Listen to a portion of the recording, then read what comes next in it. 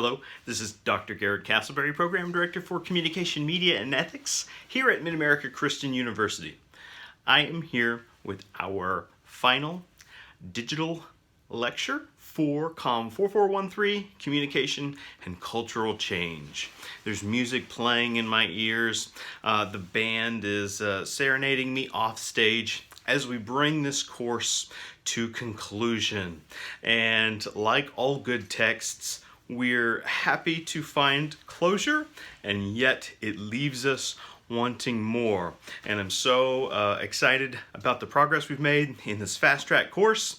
And like any good dream, I hate for it to end. So with that said, we do have some important business to get to as the band has gathered together, right? The toys, the texts, they are converging upon us to sit around the fire one last time as the village sage, right, tells a story. And so, fortunately, storytelling requires both the storyteller and the audience. And fortunately, in our circumstance, we have participation from both parties. And that's right, I am talking about our asynchronous dialogue, a term we use to describe the questions submitted by students based upon the readings for our courses and the responses that hopefully stimulate a kind of hybrid lecture format that can be revisited, watched, binge watch. You can binge watch it, and sometimes you may have to just in order to kind of make it through it if I get caught in some long rambling, but ideally the goal is to keep these conversations brief, consumable, and available for future, present and future use. With that said, we've got some healthy week 4 questions to get to from our class. And just to recognize, in week 5, we did not submit questions for discussion as the cohort is working on their major projects, finalizing aspects, and reflecting on the course as a whole. So let's jump into some questions, and the goal here is brevity to leave us wanting more as opposed to desiring much less, and I get that side of things too. All right, so we are going to draw questions from a number of texts and as well as some screenings. Our primary text this semester is Jason Mattel's Complex TV, The Poetics of Contemporary Television Storytelling. We also pulled chapters from Kathleen Glenister Roberts' Communication Theory and Millennial Popular Culture. A couple of pieces there in a book that pops up throughout a couple of our courses, and then also Mattel's Television and American Culture, and so our questions will draw from these readings and more as we close things out. Destiny asks a couple of questions from the Complex TV book. First, what kinds of audience members are most attracted to the melodrama? Simple answer, all kinds of audiences are attracted to the melodrama and its form. There's a reason it is such a successful formula. This leaves us sort of in anticipation, always wanting more, and the complexity of stringing together ideas and plot lines and character motivations is both stimulating and aesthetically pleasing. It's fulfilling.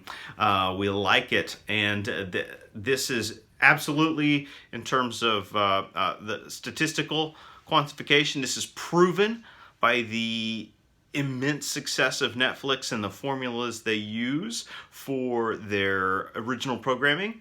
Their storytelling is built by design to create complex narratives and serialized formatting. We just are sort of culturally consuming it at a different rate, right? Many episodes at once instead of strung out. But I think, not to say some viewers aren't strung out, but ultimately what we want to take away is that, serialized storytelling can be told and consumed in numerous different ways. So that's an important takeaway. It's appealing to adults, it's appealing to youth, it's appealing to children. In your opinion, is the show The Good Wife, referenced in Complex TV, so successful because of women relating to the main character, Alicia, or because of her troubles in her marriage for roles including marital infidelity or the family dynamics of the show? What is this text so prominent for? And I think an important way to reframe that maximizes the potency of the text is, how successful was it? Right? So how successful was it? The Good Wife was what you might call a critical darling. Okay? They put it in that prestigious time slot of Sunday nights at 8 p.m. or 9 p.m. or, depending on your time zone.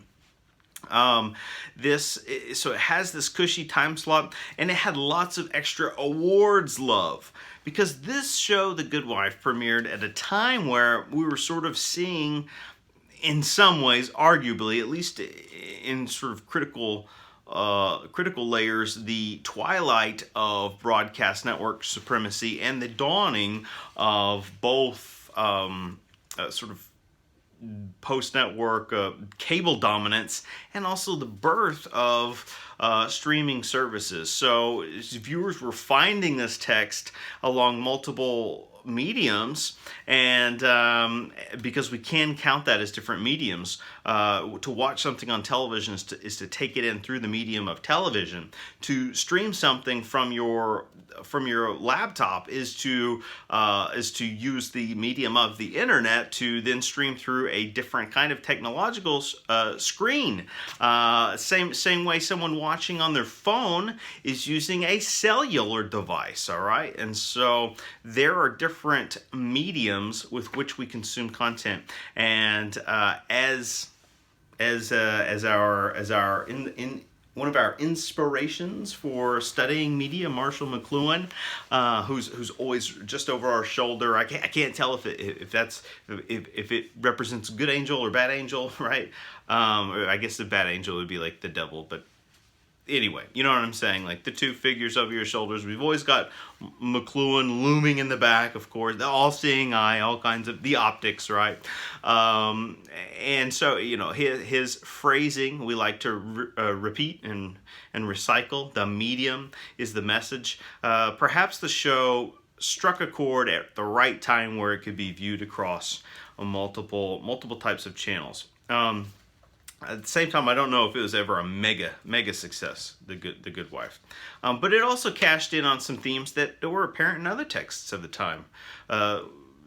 Themes of adult themes, right? Marital themes, rocky marriages and so on.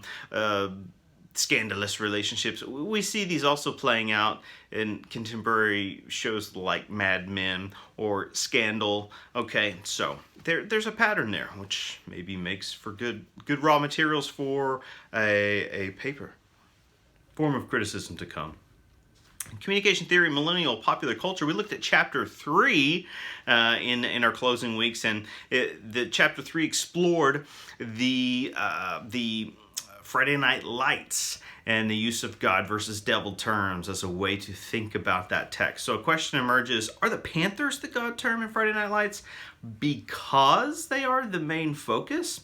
So looking at page 38 of Glenister's book there, this show, Friday Night Lights was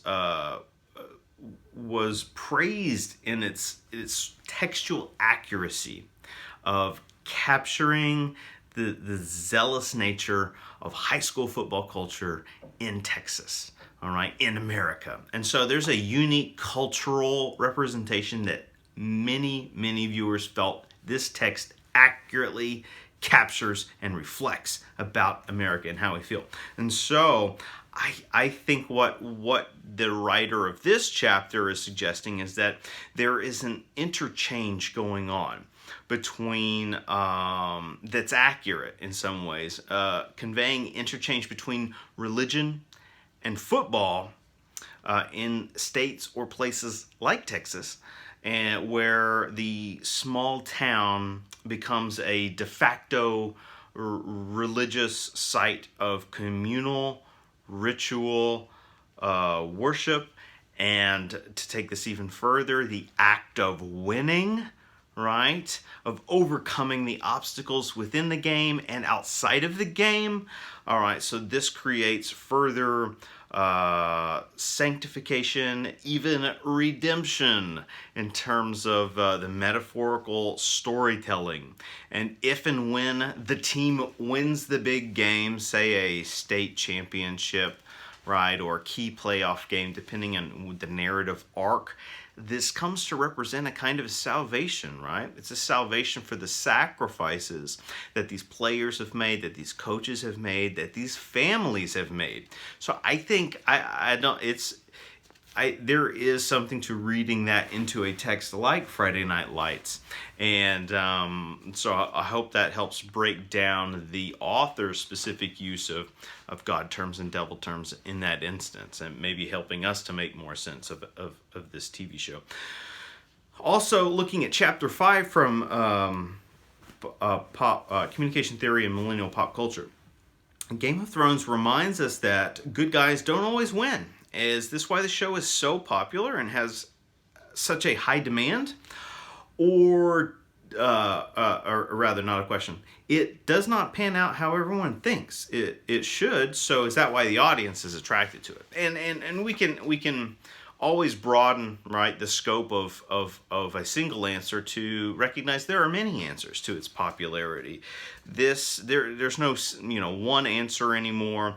But this text's continuous use of unconventional twists, at least in the early seasons, was part of its initial appeal. And then I think the circulation of that text, right? When we say the circulation of the text, the way it was distributed, people catching it later, word of mouth, TV journalists, bloggers writing about it, folks spreading word. Okay, we use this term water cooler talk, but this could happen anywhere. People tweeting, creating memes, and so on, creating media paratexts, as we call them. This type of positive circulation of the text encourages more audiences, and then they come in and then they experience the text in the various ways in which they do. And so then it starts to snowball. You have a snowball effect, and it has just grown to this gargantuan product, ultimately, for HBO and for the producers and those involved. And so there's a reason. And then once something becomes saturated into popular culture, once it gains that momentum, now we've created a need, right? Sort of in the laws of economics, there is supply and demand, all right? And so the demand is for more supply. Give us more episodes. Give us longer episodes. Give us prequels and spin-offs. We don't care. Finish the books. And so on, right? So these are concepts that are interrelated.